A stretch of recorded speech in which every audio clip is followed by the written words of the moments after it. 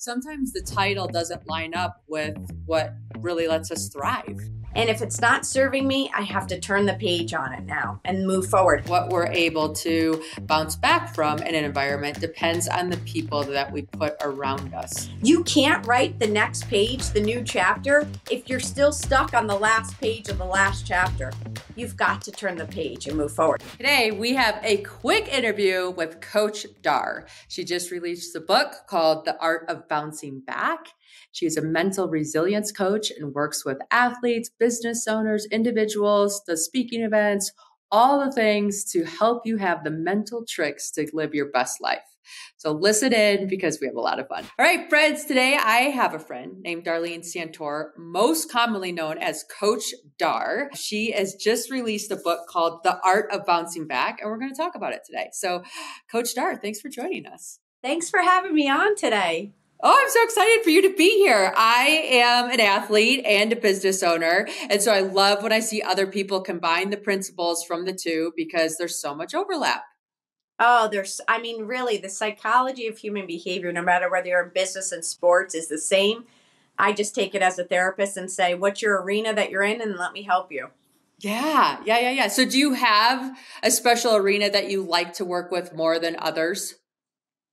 So generally, whether it's a CEO, a founder, a leader, or a pro athlete, everyone's in the optimizing space, meaning they want to enhance their business, their leadership, their mind, their edge, their life. So generally, I'm the one that comes along to help optimize and give them that mental edge and the tools that they need. And having had a background in business, sports, and being a therapist, that's how I'm able to combine them all. Yeah, no, it's a perfect combination. For yourself, how do you check in and make sure that you're always optimizing? So I set as my morning routine is so important to me because if I could get up and I have time to set my intentions, have my gratitude, do my workout, and have that time where it's a little bit quiet so I could get ready for the day, I'm much more apt to fuel everyone else when I do that. It's when that gets taken away from me. Yes, of course, the day goes on, but am I as optimal? Definitely not. I have found for me that I actually have to set a bedtime because otherwise at night I can doomsday scroll and then all of a sudden I wake up the next day behind and I'm like, okay, you kids go to bed and mommy's got a bedtime too so that she can work her best. And that's how it works. I agree, Jen. I literally just did that the other night. I don't ever get a chance to watch a lot of things except sports. And some series came on, someone watched, and when Netflix is like, oh, next one. And I'm like, I got to go to bed. We all fall prey to that for sure. How do you measure success for yourself? So this is a great question. And Kobe Bryant best answered this.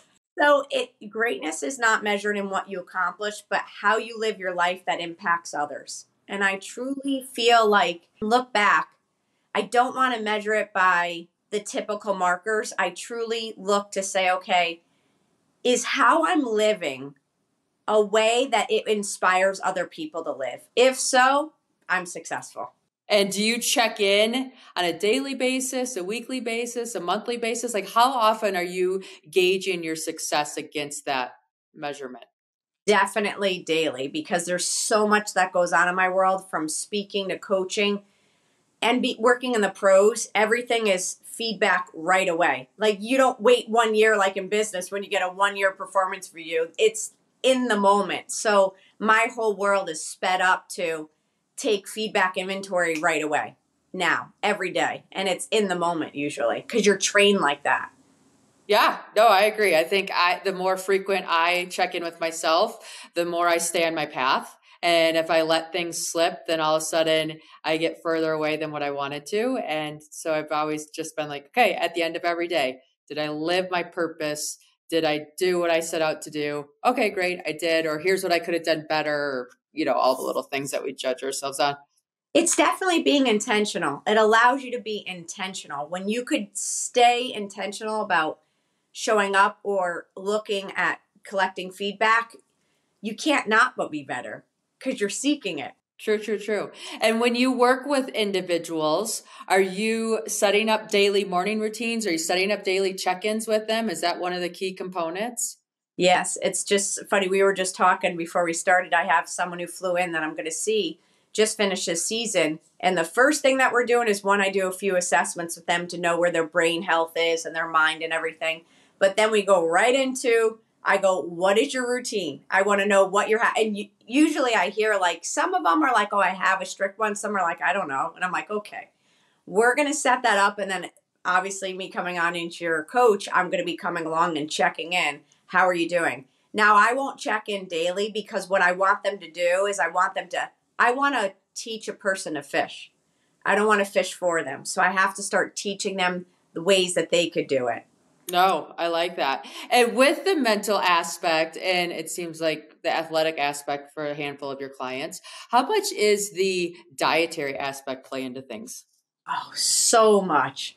Dietary, environmental. That's why when I'd written the book, there's a chapter called the Bounce Back Environment. Your environment is so much about the food, the people, the things you listen to, surround yourself with. What you put in mentally, physically, emotionally affects everything. So we have to look at that. What is the environment? And then here's the thing. We want to go good, better, best. I'm not going to expect them to change everything overnight, but we're going to start making little shifts so then they could start feeling the wins along the way. So I used to be a junk food Jenny. Okay, I probably still am junk food Jenny a little bit, I have to be honest. But I remember when I was first trying to start eating more vegetables, she's like, okay, just eat carrots. I'm like, okay, I could put carrots in. I could put carrots in. Now that I've been eating healthy for a long, long time, carrots are like the sweet vegetable, right? All of a sudden you're like, okay, carrots aren't the best vegetable, but they're better than a fruit roll-up. So we'll put that there. Definitely. It's so funny. My aunt used to eat carrots. She's a seamstress, so she'd do her sewing and eat carrots so much. Her hands turned orange. I'm not kidding. It's you could get too much of anything. Yes. I laugh at the evolution of once we start down these journeys of what you started thinking is healthy and you're proud of yourself for, you can get further down that road. Also, you're like, okay, this wasn't the healthiest choice, but I'm glad we got here to start. So there we go. Yeah. Okay. So with environment, because I'm a huge proponent of your environment really reflects your mental state. At least for me, I am into mountaineering. So I love to be outdoors. It lets me get away from the noise of life. When you're working with people and they live in big cities or they live in noisy environments, how are you helping them adjust their environment to give them maybe a different pace to step into? So I had an executive that lived obviously in a major city and definitely a lot of noise. And so we got sound cancellation headphones. And I said, even if you could get out of your office, because I wanted the sunlight to hit them, I said, and you went, there was a like a park bench nearby. I said, I just want you to put these on. And there was a soundscape that I had him listen to where he could actually hear the birds, because in the concrete jungle, you can't hear it when you're in the middle of the city. So just so he could get some nature, he could get some sun, and he could feel like, and I call it micromoment. I told him just 5 minutes. We started with 5 minutes. It was such a game changer for him because it reset him from being on this hamster wheel all the time, meeting to meeting and meeting. And I said, get out of your office, get some sunlight, 5 minutes. Yeah. And it is these micro moments, right? Like people think it's these huge exponential changes, but really it's these little teeny tiny things that you do that give you huge change and a shift. I mean, even for me, if I'm filming podcasts a whole bunch in a row, I will make sure that I have time booked between to just get outside and walk around. Okay, I want to reset, clean my slate, come back in fresh. Yeah, no, I love that. Okay, so I like the book because it's broken into a whole bunch of different principles, right? And then you can go to that. I read the book start to finish. And then I kind of was like, oh, I want to look into this principle a little bit more. What one out of the 1 through 9 do you find that people get tripped up on the most? I think honestly, it's probably the last one, turning the page. You know why? Because sometimes we get so connected to our pain. So let's start with someone broke your heart, heartache, you got divorced, whatever. And you're so obsessed about the why. You're obsessed in this pain, even though you went through, okay, embrace the suck is the first one. And you even did the steps, but the last one is in turning the page. Sometimes it's so hard because, and the more you keep talking about it being a problem, the more it stays the problem in your life. At some point, once you learn from it, you embraced it, you healed from it, you got the feedback you needed from it, from the adversity, because everything teaches us something. then you truly have to say, this no longer is serving me. And if it's not serving me, I have to turn the page on it now and move forward. You can't write the next page, the new chapter, if you're still stuck on the last page of the last chapter. You've got to turn the page and move forward. This is on every aspect of adversity. Yeah. So what are some tricks that you help people mentally to turn the page? That's why you have to go through the principles. Because honestly, for me to just go straight to, all right, we're going to turn the page. But imagine you've gone through and you just got a diagnosis of something scary. And all of a sudden I said, oh, you know what? Don't worry. Let's just turn the page on it. Someone would be like, get out of my face. I just got the worst news of my life. I would never want someone to approach me like that. So you've got to meet someone with where they are. You've got to help them build the emotional foundation to handle this adversity. And then as we build trust, we build the foundation, we build the center stone. Now we could build from that. So then when we have to go turn the page, while it won't always be easy, you're going to be much more prepared. And I have found when I go through, I like how you label it out because it is kind of a natural progression, but it's not linear. I did that on purpose because sometimes, honestly, you may get to where you're building grit, which is towards the end of this. Then someone or something triggers you. You lose your confidence, lose your doubt. And now you have to go back to understanding your hardwiring. I have to get you back to remember, hey, just because they say that doesn't mean that you've lost your gifts, your talents, you've lost your confidence. And I have to get you back to remember that. Then we get back to remembering that. And then we go back through again. So that's exactly why I made it a circle. Life is never linear. It is literally cyclical. It's evolving. We go forward, we go back, we go forward. That's what we're constantly doing, which is why also the bouncy ball, you go up and you go down. And sometimes the harder you go down, the higher you go back up. So. Yeah. And I like how in the book you tell us to take a personality test of our choice, right? To just give an understanding of what our hardwiring is. Do you find that when somebody is in a slump or a hard spot, that they ever have the personality tests come back a little bit differently when they're in different mental spaces, depending on where they are in their journey? Only because I've been coaching for 26 years and a therapist, even if I know how to assess these so much and I know the personality, that hardly ever does that get by me because they might skew on a number a little bit higher. But once I start talking and I figure it out and I'll go, okay, right now in this season, you're having to be maybe more dominant, but you don't want to be, and that's exactly what's stressing you out. And you're actually being something that's outside of what you're actually created to do. And once we talk about it, and then I see what the other numbers are, then we figure it out. So for sure, seasons could affect us. However, and again, I believe so much of these assessments has to do with the person that's helping you. You could do every assessment under the sun, but you really need someone to help you interpret this that has some really sound judgment. No, I agree. And it's interesting because I have a friend who stepped into a new role at work. And the new role at work was something that she had always wanted and dreamed of. And then I knowing her as a person, I'm like, your strengths are not lined up with being the CEO of a company because you're the cheerleader type and don't ever want to have conflict and all this kind of stuff. And so I'm watching her in this space of, oh my God, why did I ask for this? Right. And it's just interesting what our perception is, what our true skill sets are, and how sometimes the title doesn't line up with what really lets us thrive. And the only way to make that work for that person is if she puts a good C-suite around her that balances out the gifts so if she has a strong COO that is ready to make the calls, that could say the things that she doesn't want to say, and she could stay in the visionary role, then she can make that work. On fire. Exactly. It is. And that's an interesting point that you bring up. So much of what we're able to bounce back from in an environment depends on the people that we put around us, right? Are they lifting us up? Are they putting us down? Are they triggering? And if they are triggering, what is that lesson that we're learning? Well, and to go back this isn't to say you have all positive Pollyannas around you. You have people, but people's demeanor and how they show up and their growth mindset definitely is going to help you. A fixed mindset is going to hurt you. The person that's always, this won't work, they're putting negativity on you, they're gossiping all the time, they're in drama.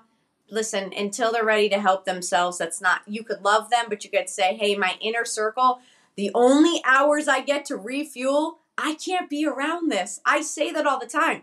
There's a lot of people I know, but my inner circle, and this is not because I don't love other people, but I literally get micro moments to refuel in my schedule. The last thing I want is people who are judgmental, gossiping, drama, angry all the time, victim roles. Like I can't. It just drains me more. And so you have to be really cautious, because if you truly believe you came here to serve and you have a gift, you have to be selfish in how you refuel so that then you could truly serve. Yeah. What are some things that you do during the day to refuel and give you those micro boosts? So I have multiple things that you work on your brain for. So it's something that I usually listen to. There's a thing that you could do for meditation. They're very advanced. So high level brain taps and things that you listen to. They're apps that you put on. But I only need sometimes 10 minutes, and I could get into what would be equivalent to like a 2-hour meditation. And so that's training so you could bring your vagus nerve down. And sometimes, honestly, when I don't even have 10 minutes, because I'm going to go like straight from here to something next, I literally sit in the car for 1 minute before I get to the next appointment or call if I need to. And I breathe and I'll say, what is the intention I want to bring to the next person that I want to meet?